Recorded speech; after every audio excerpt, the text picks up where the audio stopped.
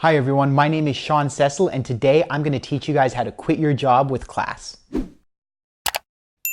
Okay, so one question that I get a lot from people, especially my clients who are at the point where they're ready to quit their job, is they ask, how do I actually go about quitting my job the right way? So some people, they'll fantasize about just stomping into their boss and saying, screw you, and listing out all their grievances and throwing some paper or some badge on his desk and screaming, I quit. And even though people fantasize about that, hardly anyone ever does that because they know that that's not the right way to go about things. They know that that's going to be counterproductive in the long run, and they know that it doesn't really achieve anything. And so it lives in this little realm of revenge fantasies. Most people do want to quit their jobs with class. They do want to do it in a way that makes sense. They want to do it in a way that doesn't burn bridges, and they want to do it in a way that leaves them walking away feeling like they did the best, that they were as loyal as they could be, and that they are on this new path in their life without any regrets about how they entered that new path. The best way to do this actually leaves the opening of you not quitting your job. It's a very unlikely probability, but if you do this in the right way, then you have to allow for that tiny probability.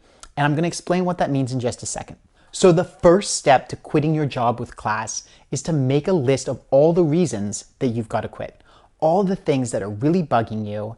And when you make this list, you want to create it in a way where it's not emotional. It's not using terms like gaslighting and abuse and all these emotionally heavy terms, but rather it's a simple, clear, logical list of the things that are incompatible with how your work is operating and how you need work to operate in order to not be burned out. It has to be the kind of thing that you could share with somebody else where they wouldn't feel like it was an attack, where they wouldn't feel like it was, coming at them and some kind of confrontational thing. It's just got to be a calm, matter of fact, I'm being paid X, I need to be paid Y.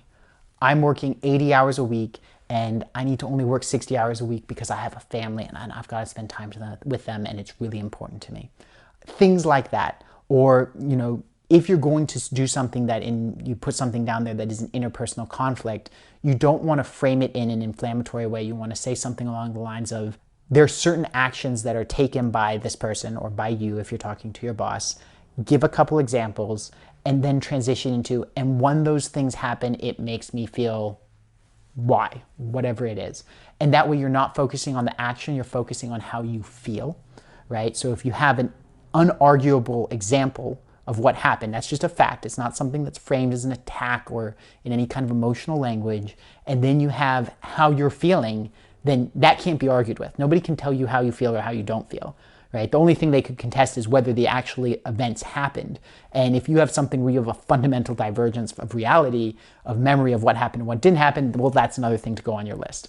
We have discussions and we can't agree on what actually happened, right? That's something that can go on your list. And you could say, I can't operate in an environment where we can't be clear on facts.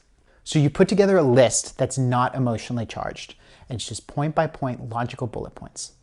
And then the second step is that you go in, you schedule a talk with your boss, and you walk in and you say, Mr. Smith, I've been giving this a lot of thought, and there's certain things that happen with this job. There's certain aspects of it that are really burning me out and really making it difficult for me to function at work and in my life. And I'd like to talk to you about them. Now, most of the time, Mr. Smith will say, sure. And then you just present your list. And you say, I'm hoping that there's a way that we can fix this. I'm hoping that we can remedy the things on this list and that I can continue being a productive employee. But if we can't, then I'm going to have to leave. Again, you give your reasons why. You give whatever it was, whether it be your family, whether it be your stress level, whether it be your health, whether it be your income, you share those reasons and you make it about you. And at this point, one of three things will happen. So one is that Mr. Smith may tell you, hey, listen, this isn't going to happen. It's not going to work. In which case, you can now say, I totally understand. You can't make those changes. For my own peace of mind, I've got to go. And then that's a clean break. It's a classy break. It's polite. Everything's good. The second thing that may happen is that your boss may tell you that they can make those changes. And if that's the case, then give them the benefit of the doubt. Give them 2 weeks. The chances are, if you made this list properly in the beginning, there are fundamental incompatibilities, and that's exactly what this process is designed to highlight. So if after 2 weeks you still haven't seen any changes, then you can go in and you can say, Mr. Smith, I talked to you about this a couple weeks back. I've been observing it. You told me it was going to change. I was really optimistic about that. but sadly, I'm still seeing this, and you give just concrete examples. And so I totally respect, I appreciate the attempt, but obviously it's not going to work. So I'd like to thank you very much and put in my 2 weeks notice. Now, the third thing is that they may say, well, I don't know. Let me get back to you on that. I'm going to have to ask somebody else. And they may try to stall and kick the can down the road. If that's the case, again, just put a 2 weeks notice on it. Say, I totally understand. These are really big issues. They're really affecting me. So I've got to get an answer within a certain period of time. So can we agree that we can get an answer within 2 weeks? And then if not, then I'm going to have to assume that it's not going to be the answer that I'm looking for, and I'm going to have to leave. And in every situation, you just put a time clock on it. It's not unreasonable to expect somebody to get you an answer in 2 weeks. And so just as you go, matter of course, you give them the 2 weeks to get the answer. Then if they say yes, you give them the 2 weeks to demonstrate if it's true. And then if not, then you can quit. Now here's where I said there's the odd chance that you may not quit, is if you bring them every single incompatibility and they fix every single one of them within 2 to 4 weeks, well then you've got to honor your word and you've got to stay. But if you've made the list properly in the beginning, then you're now going to be happy at work. You've now resolved all of the pain points. So if you've resolved all the pain points, then you should be very happy to stay. That's a big win for you. That's a major win. If you don't, then you go find another place to work. You go find another opportunity. You go do whatever else it was going to do. And then the final component of this is when you do quit, you don't just want to storm out. You don't just want to leave the next day. You want to give them 2 weeks notice or 4 weeks notice or whatever's standard at your company, and you want to help transition the next person into your role. You want to do it smoothly.